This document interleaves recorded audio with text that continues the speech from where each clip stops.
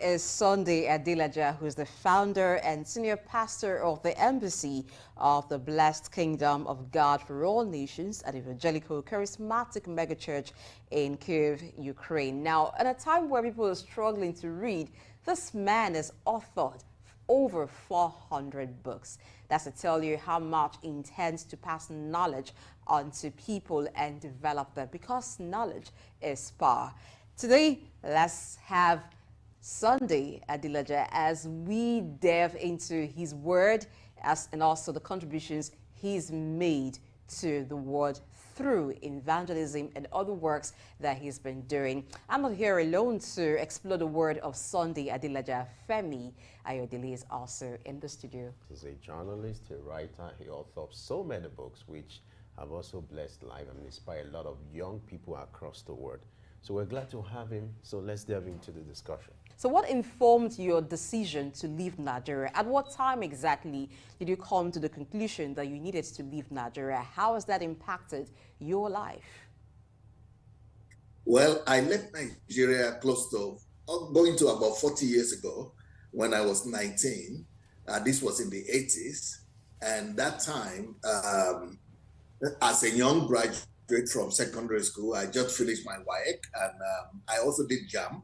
I got admission to the then University of Ife. I guess it's called Obafemi Awolowo University now. But even though I was living less than 2 hours away in Ogun State, I'm from Ogun State, so in a village close to Ijebu-Ode. But can you believe this? I couldn't afford to even get myself a transport fare to go to collect my results from University of Ife, 2 hours away. So we were so poor, even for me to give my WAEC was a problem, where it was a relative that heard that I was not being permitted to the exam hall because I didn't pay for the WAEC form that just, came from nowhere and settled the 50 naira fee that was needed to pay for my exams. Otherwise, I wouldn't have even given the exam. So this was the situation when I was going through newspaper. Those days, you could just go through any newspaper and see advertisements of scholarships. So I was going through, I knew that there were opportunities in newspapers. So I knew that was my only chance. So every time I had an opportunity to lay my hand on newspapers, I would look for scholarships. And voila, I got one advertisement and I applied. And there were a lot of people, applying for this scholarship. For one place, we had 1,000 people. So we had 300,000 applications. They were only going to take 300 students for scholarship. So this is how I got my luck in life. And I got a scholarship to study in the former Soviet Union. Dr. Adilaja, your story has been very inspiring to a lot of young people across the world. I would like you to talk about what do you think is responsible or the secret of your success. You are pastoring at a point in Ukraine before the war broke out, an all-white church, about 90 or 99% all-white. What will you attribute your success to, and what has been the secret over the years?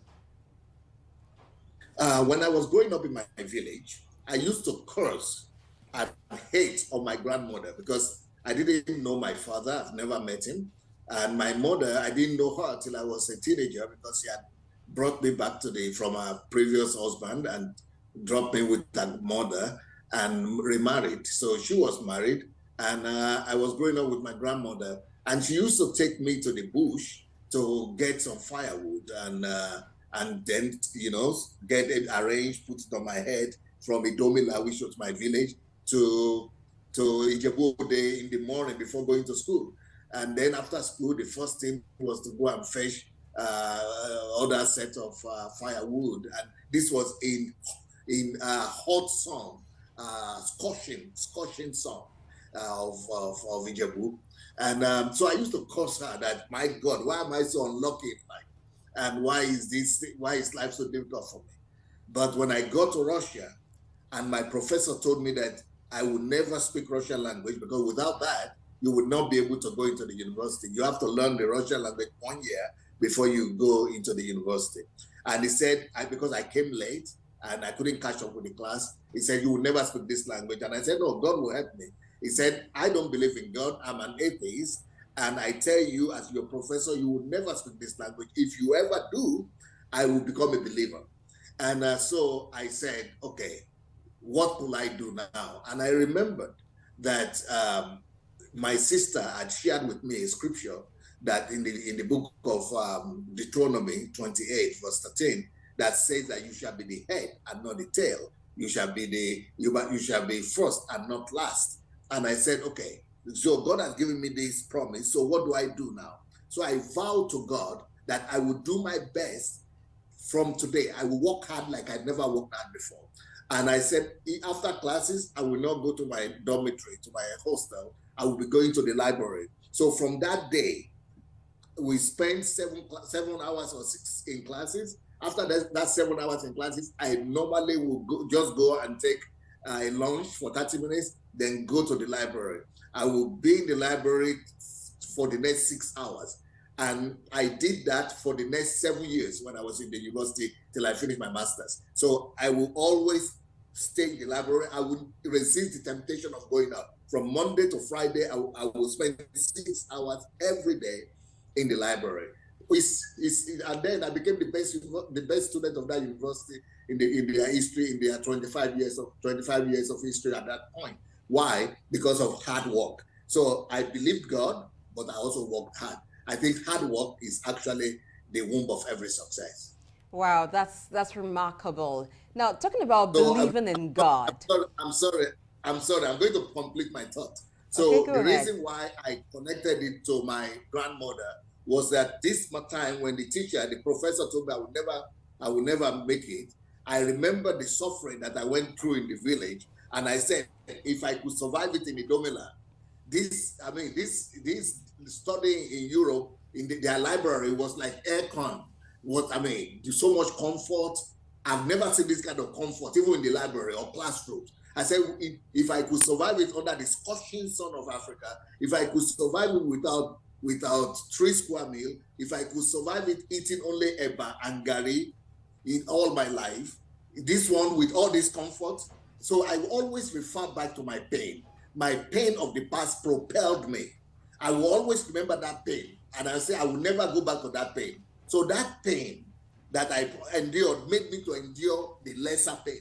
So the greater pain of poverty, the greater pain of depravity that I had back in Africa propelled me to work hard so much that even as much as I worked, it was not as serious as the pain I was going through in Africa. So I think I'm saying that just to encourage my people back out at home who are going through poverty or pain or lack of different things, scarcity, that their pain could be the greatest secret of their success in life.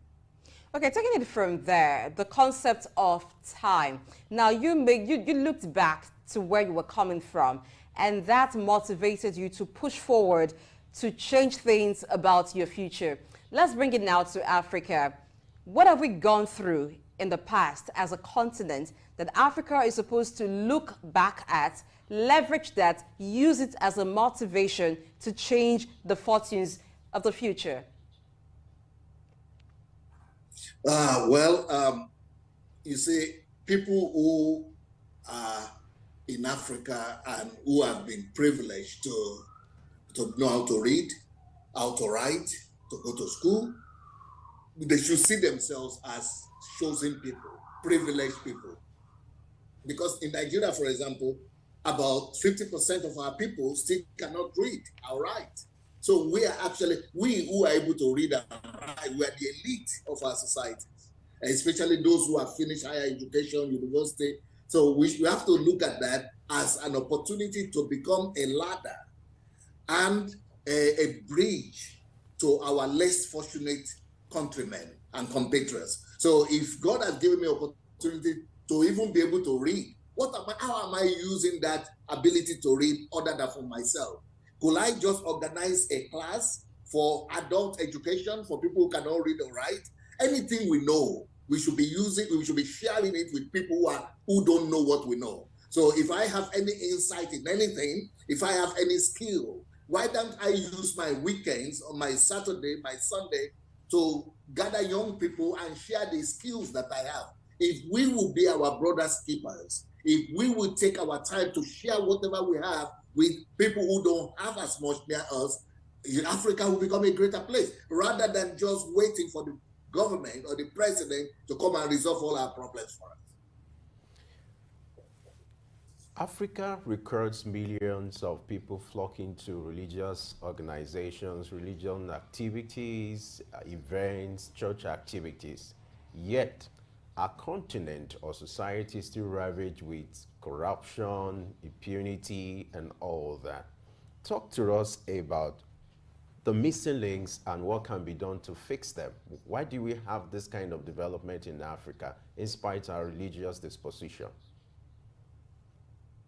Well, one of the greatest problems that we are facing is that we have embraced Christianity as a religion, but not as a way of life. So what we are doing is that we are going to church that's become like a culture for us now. And we go to church, and then when we go to church, we pray to God that God should come and help us resolve our problems. Well, that is why I wrote my book that you people probably have heard about, that only God can save Nigeria. No, what a myth. It's a myth to think that God will come and save Nigeria. I mean, people who don't believe in Christianity, like Saudi Arabia, Arab Emirates, Kuwait, all those are Muslim countries. They didn't wait just praying. In America, England, Germany, France, they didn't wait for God to come and build their countries for them. They used the principles of the Bible, the principles of hard work, the principles of dignity of labor, the principles of integrity, the principles of faithfulness in little, the principles of productivity, principles of process of production. And all those principles are from the Bible. They took those principles and build them as principles to engineer them to build a better society. But what we have done is that we have taught our people to pray and to wait on God to come and do for them what they could do for themselves. It's a tragedy, actually. Religion has become our hindrances, a hurdle in our development, unfortunately. Religion is supposed to propel us, supposed to be our propeller, but it has become a hurdle in the path of our growth. In reference to your book, The Value-Driven Nation, you're the author of that book. Taking a clue from the lessons and some of your submissions as regards the value-driven nation, I would like you to talk about how Nigeria, and by extension Africa, be a value-driven nation, and by extension Africa be a value-driven continent. Very good question. Number one, for us to be value-driven, we must realize that values are cultivated in the homes. So government needs to develop a program, a national program that will encourage parents to teach their children the right value systems. And we have to even give them a list of the values that we want to inculcate into our family, into our children, into our future, into our society as a fabric. That's number one. We must, teach and intentionally encourage parents to inculcate values in their children. Number two, for us to be a value-driven country, we must know that our educational system must not just teach physics and biology and geography. We must begin to teach in our schools values. We must go back to the days where we used to have civic education or ethics. In Europe, they call it ethics. We must begin to teach ethics and begin to, have as a nation, we must have a list of value systems that we want to be the basis of our society and of our country as a whole. It is values that develop nations. And until we come up with those lists of values, I have developed such lists of values. In my book, Nigeria and the Leadership Questions, I enumerated all those values that Nigerians need for development. But also, apart from the schools, apart from educational system, apart from the family, another institution that is responsible for formation of values are the religious organizations. our pulpits are responsible either for, for propagating the right values or the wrong values. There are some mosques, for example, where people are in the other parts of the world, where people have used pulpit to propagate jihad. And see what people are doing. People began to go and kill themselves, and others. That is the power of pulpit. But if we are going to use that same pulpit to propagate the right values, we will be able to build a wonderful country, just like the Europeans did. In Europe, it is what they call the Protestant ethics that are responsible for the European or modern civilization that we are enjoying today. The Protestants, people like Martin Luther, people like all the other reformers, they embraced values of the Bible and brought them out of the four walls of the church and propagated them in the society as a whole. And those values that are called Protestant values are responsible for what the Europe that we see today. Okay, we live in a time where there is so much external influence. First of all, there is the influence of the Western practice, Western culture on the African culture, and then the exposure to other way of life through social media.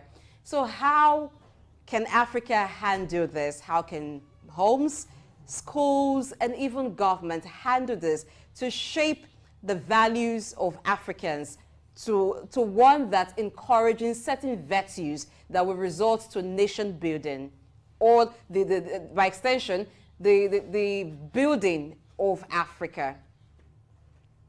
Well, the Bible says somewhere in Proverbs that teach a child in the way that he should go, and that when he's grown up, he will not depart from that path. So the foundation is very important. If the foundation we give to ourselves, our children, our families, from home and from our native nations are good, just like I referred back to the foundation of hard work that was given to me by my grandmother, it propelled me in future to success. And it never left me because it was inculcated into my system from childhood. So whatever we put into into the foundation of character building of our children, of the society as a whole, will stand the test of time against the pressure that is coming from outside. But also, some of the values that are coming from outside are not negative always. Some of them are positive. So we should also learn to derive from the developed countries what are some of these principles that have helped them to grow and to become so developed, so that we will be able to embrace some of those as well. As a social reformer, an author of many books, and someone who has traveled across the globe, I would like you to do a comparison of the value system in Africa to that of Europe and other continents, and because you talked about the value system, I would like you to do a comparison and let's see what Africa can do better. Okay, for example, let me say that is a very good question, and I think this illustration will help me to pass my message across. The Bible says that righteousness or doing things right exalts a nation. Whenever you see a nation where people have been taught to obey rules and laws and principles, when they have been taught to obey rules, those nations are always exalted. When people have been taught to do things right, either they're Christians or non-Christians, believers or non-believers, just learn to do things right, those nations will always be developed. For example, there is a famous pastor in Nigeria that everybody knows. If I mention his name, everybody will know him. And he is the one who told this story. Maybe some people have heard this story. He was traveling from Nigeria to England through the Heathrow airport. And when he got to the airport, he was stopped, and because he had a Nigerian passport, so they were saying, "What are you coming to do in Great Britain today?" And he told them, "I'm a pastor, I'm coming to see my churches here." And they said, "Okay, if you're a pastor, yesterday was Sunday. What did you preach? What was the topic that you preached yesterday?" And he said, "Oh, I can tell you, but I'm a pastor, I cannot lie." Then the custom officer said, "Oh, you are a pastor? Yes. You cannot lie because of that?" "Yes, I'm a pastor, I cannot lie." So the woman said, it was a woman, said, "So you are telling me because you are a pastor, you will not lie or you cannot lie. So naturally in your country where you are coming from, it means if you are not a pastor, then, you could lie. or people who are not pastors because they are connected to God, they could lie. But in this country that you are coming to, you don't need to be a pastor not to lie. Everybody doesn't, you are not supposed to lie. People don't lie here. And this is the difference. If you come to Africa, for example, you will see so many people who go to church. A large number of people who call themselves believers, but they could lie, they could steal, they could, all the corrupt people we are talking about, they'll go to one church or mosque or the other. But in Europe, you don't see people going to church so much. They might not go to church, but it has been imbibed in their society.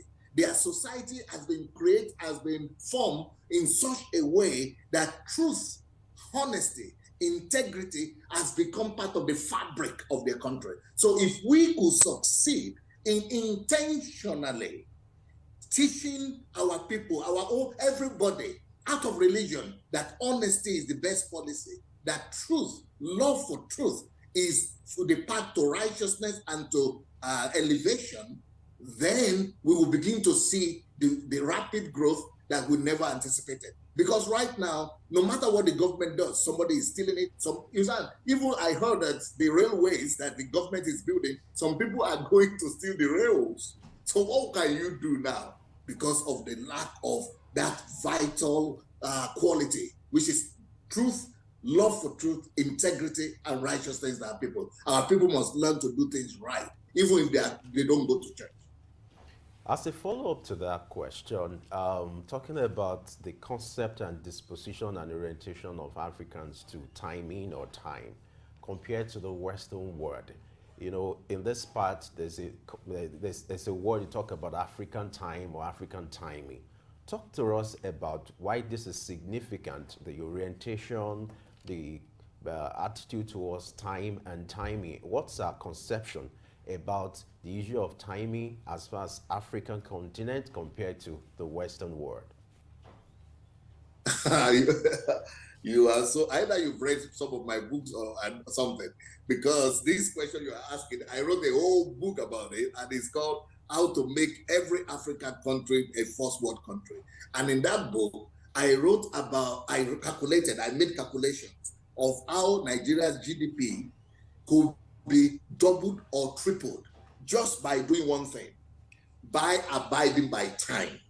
Because, for example, if you take one person, let's say an average worker is making $10 an hour, just as an example, I don't know what they're making, let's say $10 an hour. And we averagely in Nigeria, everybody comes late to everywhere, at least maybe 1 hour. 1 hour goes late, 1 hour to school, goes late, 1 hour to work, goes within the whole day, 24 hours a day, our people could wait 3 hours just coming late. Now multiply that 3 hours by, if 3 hours is $10, just make it, it means $30 in a day, $30 into 26 days in a month, and then multiply that by 275 days in a year. You know, by the time I made all the calculations, the Nigeria economy, just by dealing with lateness alone, could be a $1 trillion economy. That is the importance of work, because of time. Because time is not just money. Time is life. Time is productivity. Time, some people are producing, something in every hour. Some people are producing something in every minute, whereas we are wasting an hour going late to a place of production. And you are very correct. It's something that we must really declare war against in Africa.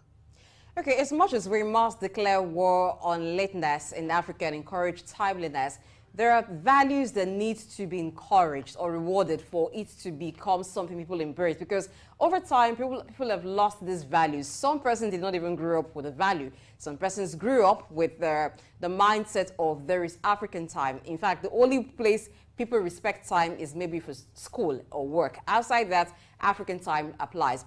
Now, you talked extensively before the time issue about honesty, certain values that should be encouraged in Africa, integrity, honesty. How can nations encourage this, reward it, so it becomes something people do? Because for those who naturally, or maybe by their upbringing, will want to be honest, but it seems that there is no reward for it. I don't know, it seems like you're foolish. So what should change at the national level and then at the continental level to encourage certain values? Very, very, very good question.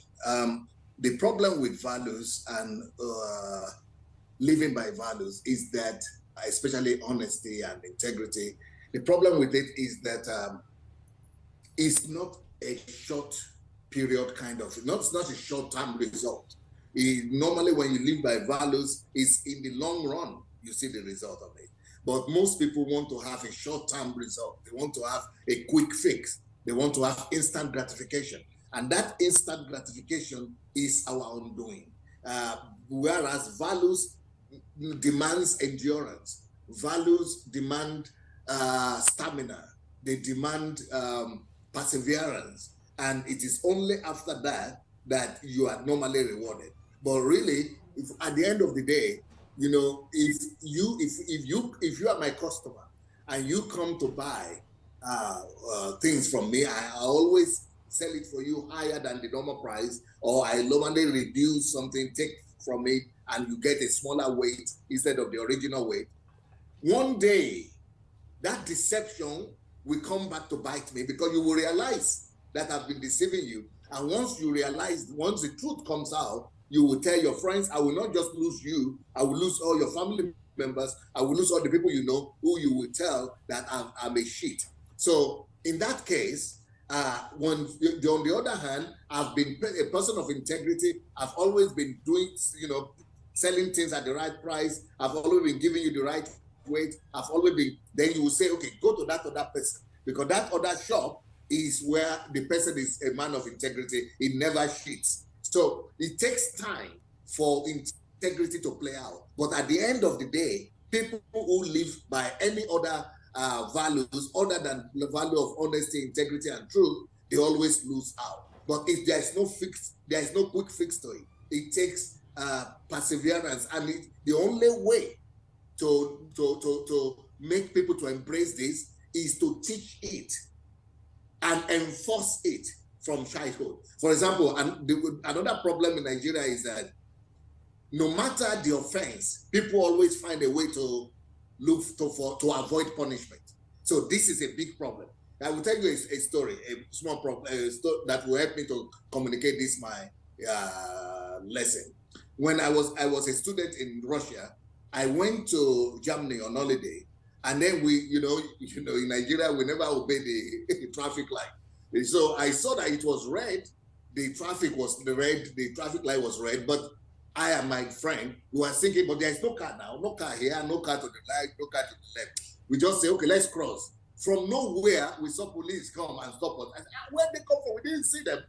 Anyway, they told us we have to pay 10 euros. It used to be mark in those days, let's say euro. 10 euro penalty. So we said, oh, sorry, because in Nigeria, we're used to the fact that, I'm sorry for that, it's ambulance passing by.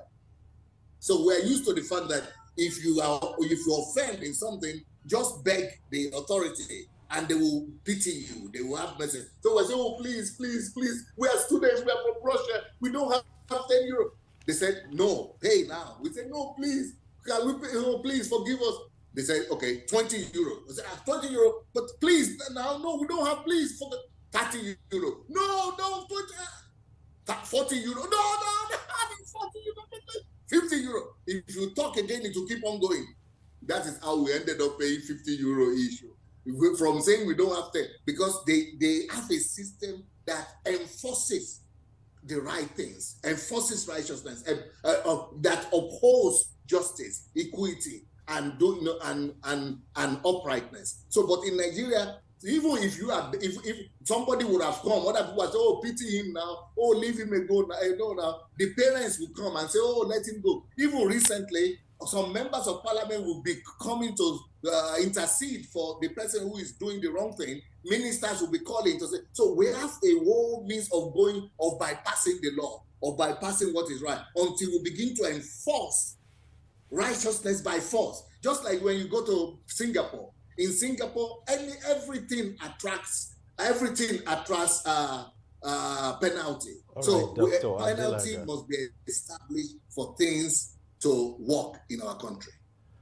All right, Dr. Adelaja, the conversation with Dr. Adelaja still continues, but we'll go on a short break now. When we return, we'll have more conversation with our special guest. Stay with us.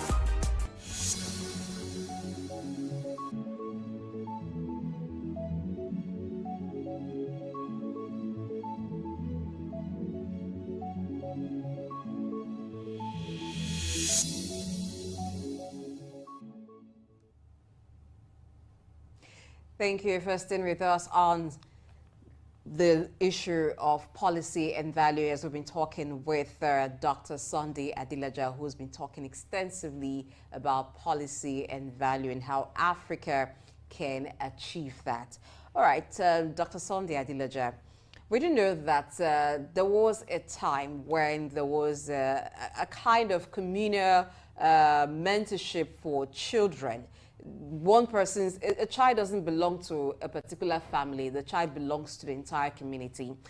Is there a way to return to that kind of system where correction of a child is not left alone to the parents? A child could do something wrong and somebody from the community is correcting the child and even going as far as enforcing some form of punishment just to deter the child from returning to such behavior.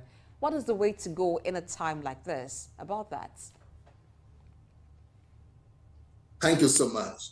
That attitude, that practice was popular back in Africa in those days when people had what is called taboos, when people had the things that are accepted by the community as a whole and the things that are not accepted. If we could go back to that, it will really help us a big deal. But unfortunately, before we could go back to that successfully, something must happen.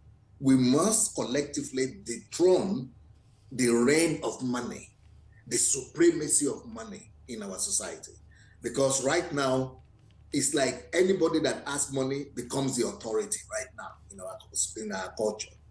In the olden days, it used to be you respect your elders, and the rules, the accepted norms of the society take preeminence over money or any status that anybody might have. Let me tell you a story that to help bring this point home. I have a friend of mine who is a professor. He's from the eastern part of Nigeria, and because he's over 60 and he's now the eldest in his family, in his clan. So when they were having a family meeting, and he was suggesting something. He's a professor from America, but a very educated guy. And but he was making some points to his clans people. While he was talking, one young man, this man is about 65, But there was a young man there who was just only 27 or 28 years old, who came, he just stopped there and said, hey, you call yourself a professor and you are just talking grammar. Now English in your shop, and just put 10,000 US dollar cash on the table and say, this is money. This is what will resolve the issue. You are talking some principles, something. This is money. This is out. And the elders, when I was growing up in Nigeria, if anybody would have done that in the village, they would have banished that person from the village. But now, those elders who are sitting, the so-called elders who are sitting there, what they said is that, professor, you see, this is a young man. And you see, it is money that talks these days. You see, he brought solution. Money is the solution. And you are just talking. So we have got to do what the young man is saying, because he has brought the money. You see, until we dethrone the supremacy of money, the love for money in our society, that thing will not work that you are talking about. We must go back, first of all, to let people know that some things are more important than money. And those things are values and virtues. Those things are principles. Those things are righteousness. Those principles that are should be much more respected. Character, they should be much more respected. Honesty, they should be much more respected than money. When that is an acceptable norm among our people, when everybody understands that things like character, principles, honesty, truth are more important than money, then every other person that is doing wrong, the whole community will be able to say, no, you are going against the norms. You are going against the principles that we have all agreed to abide by. And that is when the community can contribute to building a healthy society. So we still go back to, letting everybody be informed about what is right and what is wrong. But money has become our impediment that we must remove as a big major problem in our society. There's this popular quote by J.F. Kennedy, ask what you can do for your country. How do we drive home this kind of message to change the narrative and the mindset in Africa? Oh, beautiful. This is a principle that I will tell you that is not very popular in our society, unfortunately. Unfortunately, I grew up in Nigeria, and I was in Nigeria till I was 19, and I finished secondary school in Nigeria. But I never heard any teaching, training, preaching on responsibility. I never heard it. The first time I heard the word, I knew the word responsibility, but I never related it to myself as an individual. When I was in Africa, I thought responsibility is only something for leaders. But the first time I really heard the word about responsibility, the real meaning of responsibility was after I came to Europe. And so what we are talking about and what J.F. Kennedy was talking about is responsibility of every individual before their society. And this is one thing that we hardly teach. When you go back to our people, unfortunately, what we normally, even our elites, what they talk about, go to any normal TV program in Nigeria, they will be telling you what the government is not doing, what the government is supposed to do, what the leaders are supposed to do. But very few of them talk about personal responsibility of every citizen before their society. Every one of us hold the duty to be responsible for our neighbors, to be responsible for our families, to be responsible for the land that we live on, to be responsible for people around us, be responsible to our nation. And those kind of things, we need to begin to talk about it. And people like you in the media, you are also responsible for formulating and propagating the right values in the society, including the value of responsibility. Now let's expand the scope of that conversation. If people are not to think about what their country would do for them, but rather think of what they can do for their country, how does the country celebrate its heroes and those who have contributed to its development to inspire more people to think of contributing to the nation? Take Nigeria, for instance. Well, sorry? Let's use Nigeria as a case study. Okay. For example, in Nigeria, like many other countries, there are national honors, merits, and medals that they give to encourage people who have contributed to the development of Nigeria. And the same thing happens everywhere. But when you go to a place like America, for example, they don't wait till you get national honor or national merit before you are celebrated. Every community has a way, and it's a whole system of celebrating people who have excelled in that community. Every little town, every little village, every local government, every state also hold events celebrating people who are doing the right thing.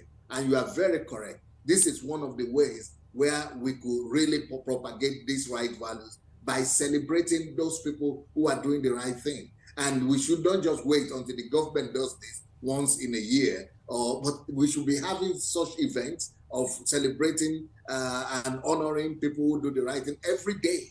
Every day there must be some honor somewhere. But the people that we see right now that are being celebrated are people maybe who are in Nollywood, or who are in politics, or who are in sports. And maybe somebody who funds a lost money, a lost bag of money and brought it. But we must celebrate the little things people do in every sphere of life. That will really contribute to making our country more healthy.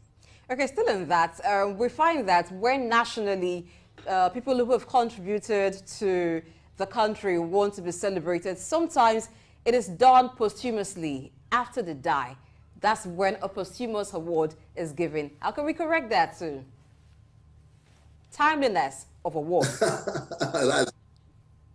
That's very sad. Unfortunately, that happens a lot. And I think, this is a tradition of celebrating people when they are dead, because unfortunately, we see ourselves as competitors when we're alive. A lot of people who are celebrating people who are dead is because they now see that they cannot compete with them anymore. He's gone, and there is nothing to be afraid of about him.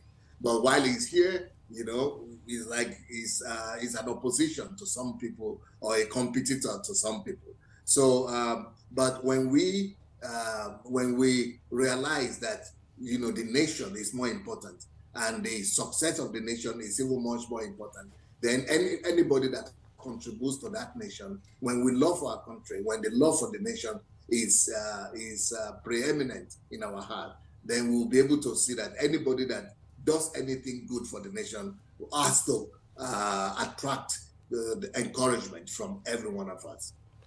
I'll keep making reference to your books because they are quite relevant.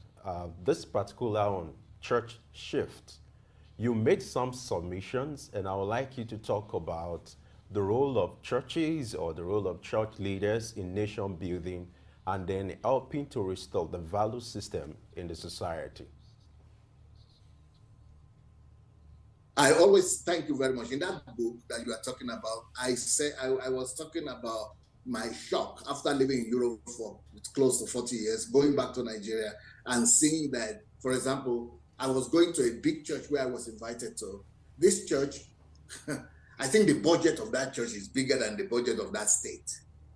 I mean, the church is wealthy, rich. But then when you go into the premises, and they have a whole big place there, it's like a whole country, a city, and everything is perfect, working perfectly like in America or like in Europe. But then to get to that place, the street that takes you to that church it was in such a mess, such a horrible state, that it doesn't take 1%, or it doesn't even take 0.1% of their budget to fix that road. So I decided to challenge my colleagues, my pastor friends, about that and say, you fix the road. So they were telling me, no, the road is for the government, it's the responsibility of federal government, that one is for the state, that one.